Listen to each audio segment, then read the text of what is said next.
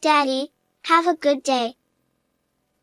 That day, I sent my husband off with a smile, as usual, to go mountain climbing, a hobby of his, with our 4-year-old daughter. However, he slipped off a cliff and went missing. Bad weather hindered the search efforts, which were eventually called off, and his survival was deemed hopeless. Both my daughter and I were engulfed in sorrow, but time continued to flow, and before we knew it, 2 years had passed. Reaching my limit of waiting for my husband, I decided to move when our daughter started elementary school. And on the first day of elementary school, I saw it. There he was, my husband, looking happy in a photo with an unfamiliar woman and child. My husband, Tony, and I had known each other since our school days. He loved outdoor activities and often enjoyed mountain climbing and camping, either with large groups or by himself. My daughter Mary and I were frequently taken along to campsites, mountains, and picnics. Life with my kind husband and adorable daughter was truly happy for me. On the other hand, I was more of an indoor person. However, after marriage, influenced by my husband, I began to enjoy active hobbies. But our daughter didn't seem to feel the same way. Mary, shall we all go mountain climbing tomorrow? No, I don't want to go. I'd rather stay home and draw or play games. After starting kindergarten, our daughter preferred indoor activities like playing with dolls and drawing over outdoor activities led by Tony. Preferences in play are a matter of personality, something beyond our control as parents. However, I could tell my husband was feeling lonely about not being able to share his favorite activities with Mary. She loves spending time with you, and it's not that she dislikes outdoor play. As she grows more active, she'll surely change. I encouraged him, but it had little effect. Gradually, he spent less time with the family, and even on holidays, he would go out alone or with friends to enjoy his hobbies. His work also seemed to get busier, often leaving early in the morning and returning late at night. In hindsight, perhaps those were signs of the impending tragedy. I'm heading out. I'm going to try a deeper part today. At 5 a.m., Tony woke up early for climbing, ate the breakfast I made, and left the house. Everything was as usual. Daddy, have a good day. Our daughter, who always woke up early on days Tony went climbing, saw him off at the door with me, and he responded with a smile, just as always. But then, the unimaginable happened. What? My husband. What do you mean? The news came suddenly the day after he left the house. Tony had slipped while climbing and fell off a cliff, going missing. A passing hiker found some of his belongings, including his ID, cell phone, and wallet, and turned them over to the police, who contacted me. Please, find my husband. The police and mountain rescue team made earnest efforts to search, but unfortunately, heavy rain started that day, hindering their movement. The hikers who witnessed the fall said, "If he fell from that height, he wouldn't be unscathed." It's sad, but he's likely already dead. No.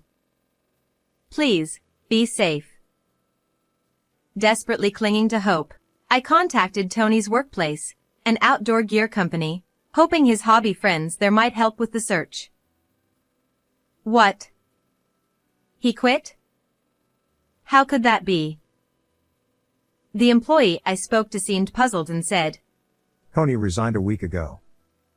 Moreover, the police handling the missing person report told me, Your husband's residence address has been moved elsewhere, and information is being concealed. I had no knowledge of his resignation or change of residence, leaving me utterly confused. When the police suggested, Perhaps he was troubled by something unknown to you. My mind went blank. From there, my memory is hazy, and before I knew it, days had passed, and the search was called off. The police advised me to declare him legally missing, but I couldn't bring myself to do it. If I file the declaration, it means admitting that Tony is no longer in this world.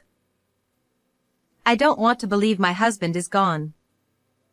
Even if there's little hope, I want to wait for a miracle.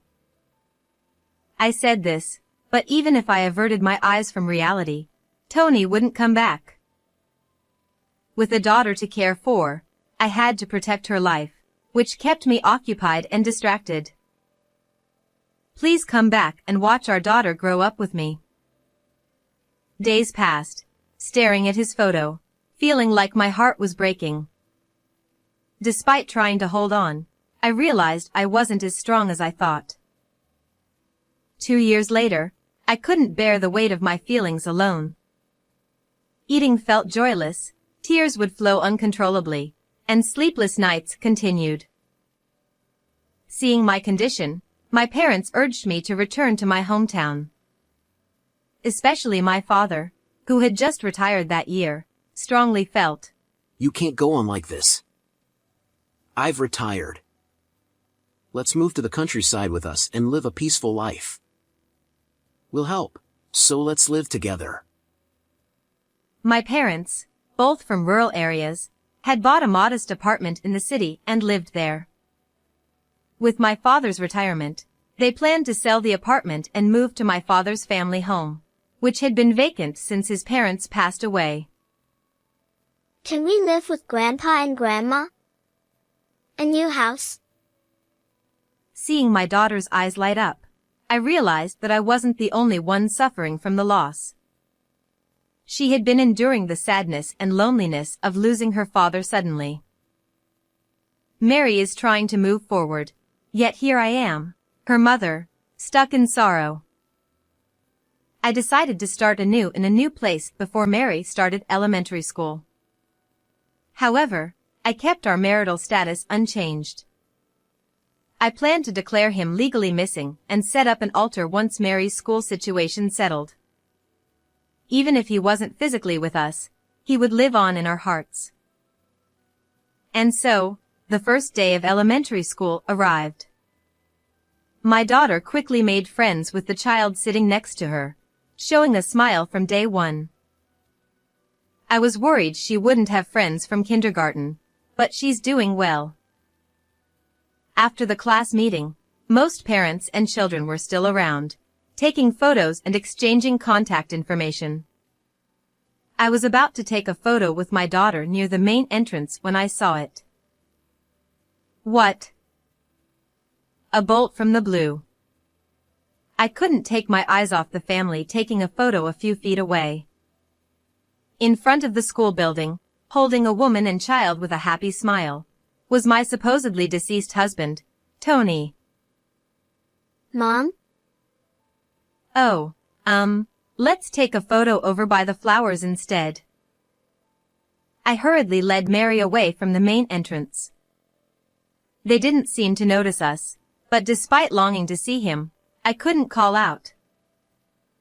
A look-alike. No, that can't be. Knowing Tony since our school days, there's no way I'd mistake him in a crowd. Observing more closely, I realized the woman and child with him were people I saw inside the classroom. My daughter's classmate and his mother. Why was this woman with my husband? The answer came sooner than expected. With many events like welcome parties and PTA meetings, I could easily approach the woman. You're Mary's mother, right? My son sits next to her. I'm Carol Smith. It's nice to see you. The woman with Tony in the photo was Carol Smith. She worked as a salesperson at a local branch of an outdoor gear company, a rival of my husband's former workplace. Pleased to meet you. I acted naturally, suppressing my curiosity about her relationship with him. I carefully and gradually gathered information. We soon became friends, partly because we were the same age. Carol said she lost her husband in an accident 2 years ago and had been raising her son alone since. Wait, but I saw your husband on the first day of school. Oh, he's my new husband. We just got married recently. Oh. What's his name? I clenched my fists out of sight, getting to the point. Tony. He was also a classmate. A wave of nausea and goosebumps washed over me. No doubt. It's him. I mustered all my strength to stay upright and maintain composure. According to Carol, she first met my husband 3 years ago, when her child was 3 years old. Back then, her husband was still alive, and they were camping as a family. They were struggling to set up their tent when Tony, who was solo camping, helped them out. He played a lot with my son and quickly became friends with my late husband. After that, Carol and my husband didn't meet again until 2 years ago, shortly after her husband had passed away. She said she found my husband wandering around this area, drenched and dirty. He seemed to have lost his memory due to an accident. From his clothing, it looked like he had been mountain climbing.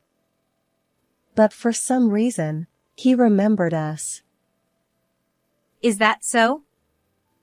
That can happen, I suppose. So, you started dating him after that? She helped Tony get back on his feet, and as they spent more time together, they gradually fell in love. I was vulnerable after losing my husband, and he was so kind and attentive. My son took a liking to him too. They officially started dating a year ago, and when her child started school, they got married, with Tony taking Carol's last name. The time when they got close was exactly 2 years ago, the same time my husband went missing after his fall. It didn't occur to you to investigate his background? I mean, isn't it unsettling to be with someone whose past you know almost nothing about? Of course, I suggested it to him. But he was terrified whenever we talked about his past. Maybe something really traumatic happened to him. Given these circumstances, Carol didn't delve into his past. He mentioned having a wife before, but they separated. Maybe she has something to do with it. Summing up her story, it seemed my husband had disappeared after his fall, lost his memory, and started a new life with another family. Realizing this, I felt something snap inside me. How can I accept this? Driven by anger, I couldn't stay still any longer. I grabbed Carol's arm and started walking. What? What's happening? Ignoring her confusion, I headed straight to the county clerk's office. There, I obtained our marriage certificate and thrust it at Carol. Sorry for the suddenness. But please, I need to know if you're on my side or not. I saw her hands tremble as she held the paper. She likely had no idea about the truth until I gave her that document. This can't be. Then Her face paled, and tears welled up in her eyes. Learning something like this so abruptly and realizing she was unknowingly part of an affair, her reaction was understandable. However, after a moment, Carol wiped her tears and looked at me firmly. I want to know the truth too. I'll do whatever it takes to help. From that point on, we strategized on how to extract the truth from my husband. Tony claimed to have amnesia and avoided discussing his past. Whether this was true or not, we had no way of knowing at that time. There's a company barbecue event coming up for Thanksgiving. Everyone's bringing their families, so he'll probably be happy to come along. She suggested. A family event, Huh. It might not go as planned, but let's give it a shot. I thought of a way to catch my husband off guard and waited for the day of the showdown. Finally, the day of the barbecue arrived. As expected, Tony came to the event with Carol and her son. I want you to meet a friend. Carol led Tony to my table. Huh. His eyes widened, and he froze upon seeing me. I realized immediately that he remembered everything. Do you understand the situation now? I asked quietly, but Tony, looking bewildered, replied, Nice to meet you. You're alive, aren't you? Suppressing my anger at his shameless act, I waited for his next words. Sorry, but do we know each other? Due to some circumstances, my memories are vague. He began explaining about the accident 2 years ago, claiming the trauma made him lose most of his memories from before. All I remembered was her. I knew where I lived for my belongings, but I didn't know why I was there. I am your wife, and we have a daughter. Her name is Mary Brown. She is a classmate of Carol's son. He looked surprised upon hearing this. But, even if you say that, I can't remember. I've started a new life with Carol and her son. I can't disrupt that now. I don't care about your excuses. Legally, I am still your wife. Do you need to see proof? Showing him a copy of our marriage certificate, which I had also given to Carol, Tony turned his face away. Even so, I don't want to ruin my current happiness. I'm truly sorry, but please divorce me. I can't take responsibility for you or your daughter. He looked down as he spoke, seemingly feeling guilty. However, whether he was genuinely suffering from amnesia or just avoiding responsibility, I couldn't tell at that point. Can we stop this? It's not good to talk about this in front of the kids. Finally, he glanced at Carol's son, trying to avoid the conversation. Not yet. I can't lose my temper yet. Just a little longer. As I took deep breaths to calm my anger, help arrived at the perfect moment. Oh, Daddy. Daddy. Huh. My daughter, who had been away with my father to explore the stalls, returned. She ran towards her father, whom she hadn't seen in 2 years, but Tony was fixated on my father instead. Executive! I didn't miss that word. I stifled my urge to cheer but couldn't help but smile. My husband noticed my expression and hastily covered his mouth, but it was too late to hide anything. It's been a while, Tony. I'm glad you remember me. My father, William Johnson, had been an executive at the outdoor gear company where my husband used to work. He retired recently but maintained connections with many of his former colleagues and competitors. We were invited to this event by the CEO of a rival company who had connections with our family. I had planned to mention my father's name to provoke him, but having my father there in person was an unexpected but welcome surprise. How do you know my father? You just said you only remembered Carol. My question made Tony visibly agitated. 2 years ago, you asked me not to tell my daughter to protect your honor, but it was a mistake. No! I remember now. You're important in the company, so you must have left a strong impression. I see. So you remember your father-in-law more than your wife or daughter. Understood. While my father smiled warmly, his eyes were cold, which even frightened me a bit. The crime of faking an accident to hurt my daughter and granddaughter is serious. With a final stern remark, my father said, I'll look after the kids. You need to have a proper talk. He then left with both children, leaving just me, Tony, and Carol. I heard you married by taking her last name, but that shouldn't be possible while still married to me. Even if you had amnesia, once you knew about our marriage certificate, you should have realized I existed. Did you handle the marriage certificate application yourself to hide your status as a married man under the guise of preparing for the school entrance? We know everything. Stop this ridiculous act.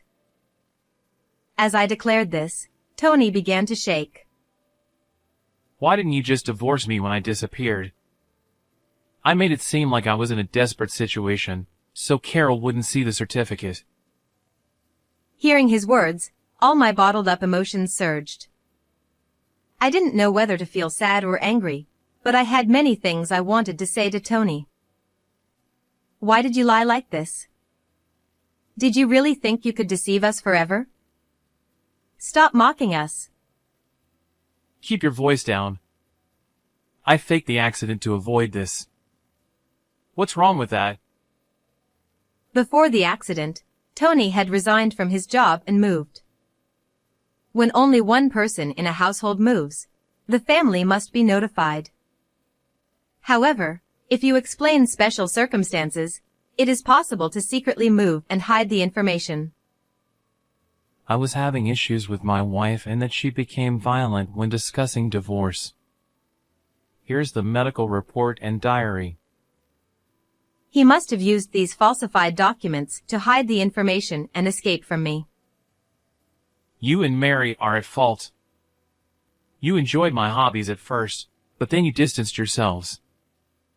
I felt neglected by my family. What? You're leaving us for that? He said he met Carol's family when he couldn't enjoy his hobbies with us anymore. Her family seemed to fit his ideal. I always wanted a son, and I wanted to go camping frequently with my family. You didn't fulfill that. Tony, do you realize what you're saying? I do. When I heard about your husband's death, I had to see you. I wanted the ideal wife and son. His selfish reasoning left both Carol and me speechless. Neither my daughter nor I disliked his hobbies. The reduced camping trips were just because my daughter's interests shifted indoors for a while. If that's the case, you should have told me and divorced me 2 years ago. Then you could have openly gone to her. But you wouldn't have accepted it. What would the executive say? If you had just let me go, we wouldn't be here. Blaming me, I felt utterly disillusioned. One thing. What did you think of me and Mary? Huh?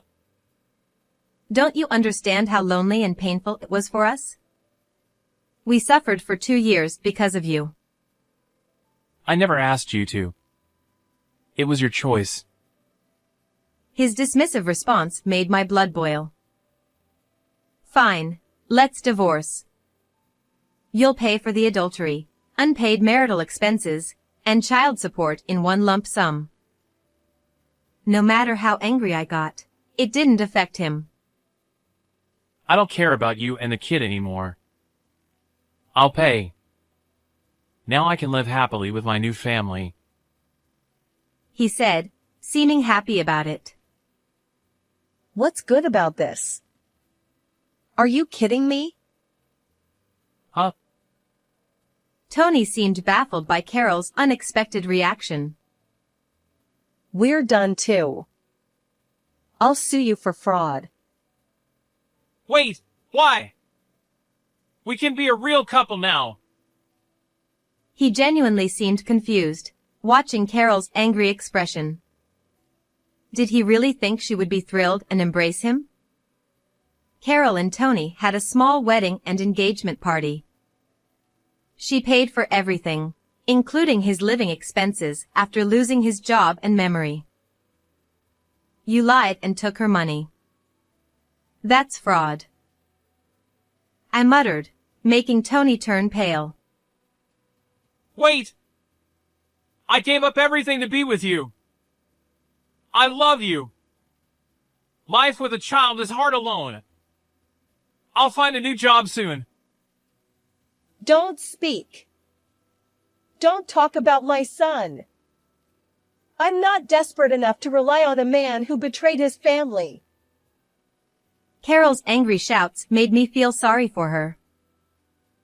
Hey, you won't abandon me, right? You were lonely, right?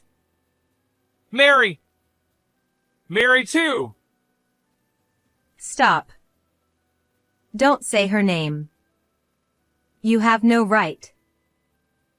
At my scolding, he flinched and looked sadly at me. A face I once loved now only irritated me. Let the authorities handle this. Enjoy your hobbies alone. You're good at that. Amidst the bustling barbecue, no one seemed to notice our conversation. To others, we probably looked like happy people enjoying the event. Tony ended up paying me $100,000, including alimony, marital expenses, and child support. Carol sued him for fraud, resulting in a 2-year prison sentence.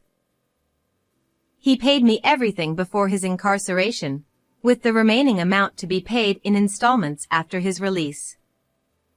I felt sorry for his distant parents, but they told me, It's not your fault. Our foolish son caused this. Now, Carol and I are close friends, and our children enjoy school together. Thank you for watching until the end. Please subscribe to our channel. See you in the next video.